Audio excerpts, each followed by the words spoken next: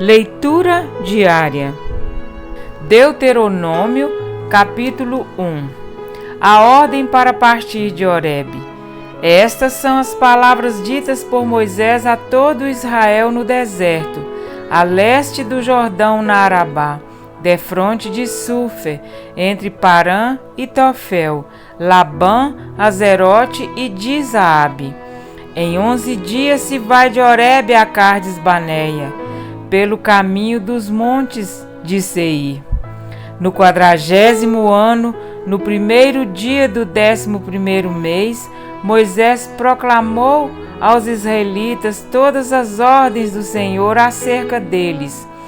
Isso foi depois que ele derrotou Seom, rei dos amorreus, que habitava em Esbom, e em Edirei derrotou Og, rei de Bazã, que habitava em Asterote. A leste do Jordão, na terra de Moabe, Moisés tomou sobre si a responsabilidade de expor esta lei. O Senhor, o nosso Deus, disse-nos em Horebe: vocês já ficaram bastante tempo nesta montanha. Levantem acampamento e avancem para a serra dos amorreus.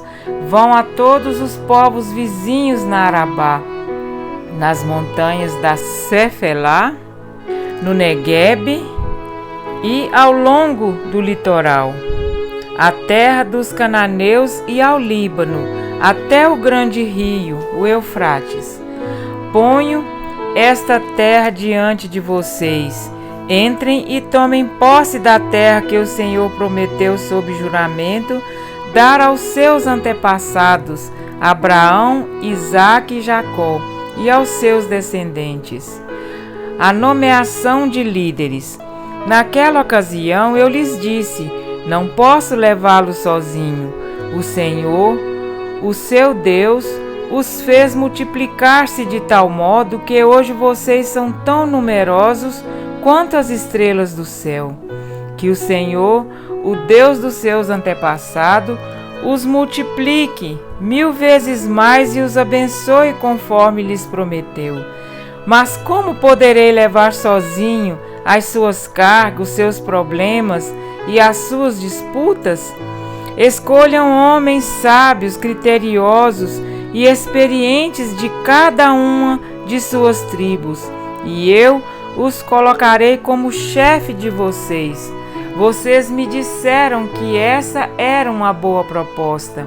Então, convoquei os chefes das tribos, homens sábios e experientes, e os designei para chefes de 1000, de 100, de 50 e de 10, além de oficiais para cada tribo.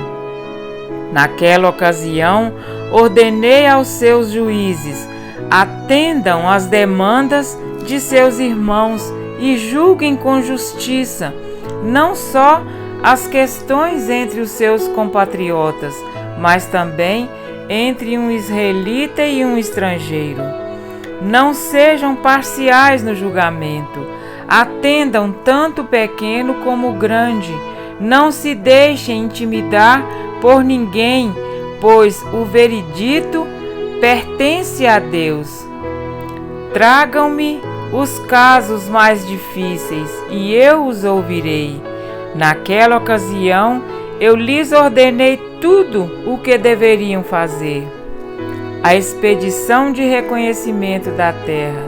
Depois, conforme o Senhor, o nosso Deus nos tinha ordenado, partimos de Horebe e fomos para a terra dos amorreus, passando por todo aquele imenso e terrível deserto que vocês viram, e assim chegamos a Cades-Barneia.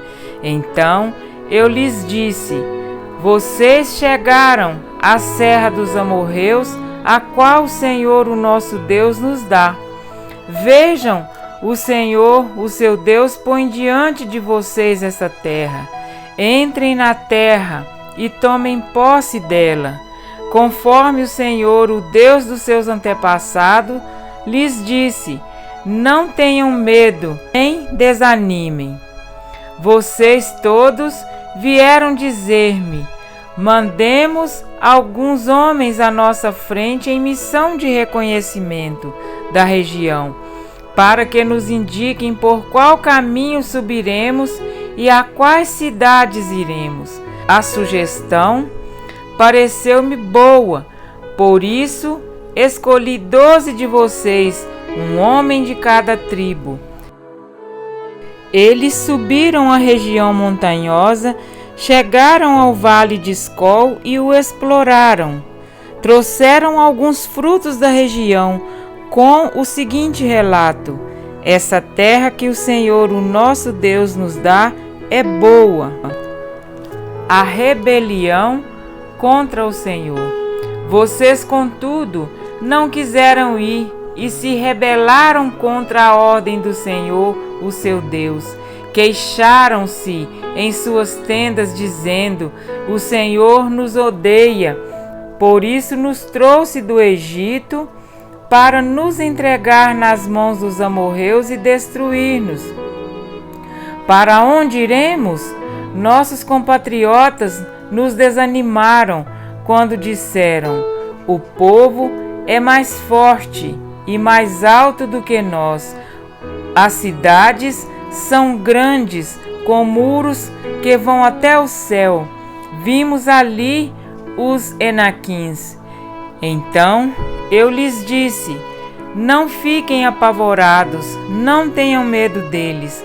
O Senhor, o seu Deus, que está indo à frente de vocês, lutará por vocês diante de seus próprios olhos, como fez no Egito. Também no deserto vocês viram como o Senhor, o seu Deus, os carregou como um pai carrega seu filho, por todo o caminho que percorreram até chegarem a este lugar.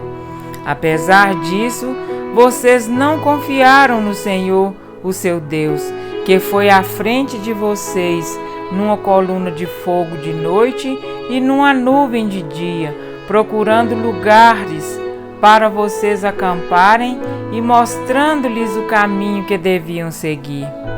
O castigo dos israelitas. Quando o Senhor ouviu o que vocês diziam, irou-se e jurou: ninguém desta geração má verá a boa terra que jurei dar aos seus antepassados, exceto Caleb, filho de Jefoné. Ele a verá, e eu darei a ele e a seus descendentes a terra em que pisou, pois seguiu o Senhor de todo o coração. Por causa de vocês, o Senhor irou-se contra mim e me disse: você também não entrará na terra. Mas o seu auxiliar Josué, filho de Num, entrará. Encoraje-o, pois ele fará com que Israel tome posse dela. E as crianças que vocês disseram que seriam levadas como despojo, os seus filhos que ainda não distinguem entre o bem e o mal, eles entrarão na terra. Eu a darei a eles, e eles tomarão posse dela. Mas quanto a vocês, deem meia volta e partam para o deserto pelo caminho do Mar Vermelho. Então vocês responderam: pecamos contra o Senhor. Nós subiremos e lutaremos conforme tudo que o Senhor, o nosso Deus, nos ordenou.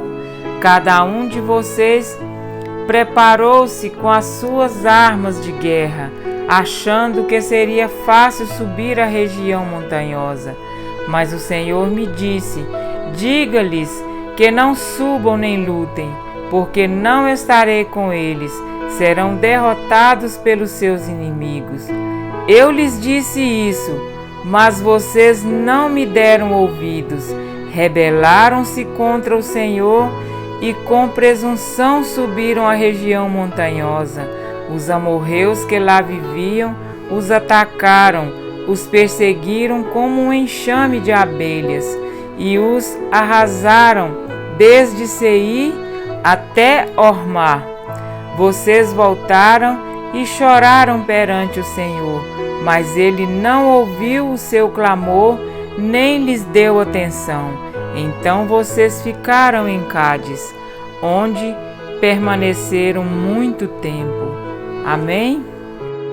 Para refletir. Na planície do Jordão, Moisés iniciou seu primeiro discurso ao povo antes de sua morte. O livro de Deuteronômio é composto de um rico compêndio da história de Israel, suas leis, a importância da obediência, a repetição dos 10 mandamentos e das cerimônias. Uma série de 4 sermões do grande líder hebreu, diante de uma nova geração que, em sua maioria, não testemunhou os prodígios do Egito e a manifestação do Senhor no Sinai. Moisés proferiu as palavras deste livro a fim de entregar a Josué uma nação ciente de seus direitos e deveres para com Deus e uns para com os outros. Notem que Moisés não iniciou o discurso com as experiências do Egito. Ao rememorar a trajetória no deserto, deu ênfase à fase de Israel não como povo cativo, mas como nação livre. Caminhada após caminhada, a mão do Senhor conduzia Israel, como um homem leva a seu filho, disciplinando-o quando necessário e amando-o em todo o tempo. Mas diversas foram as circunstâncias que levaram o povo a murmurar contra Deus e contra seus líderes.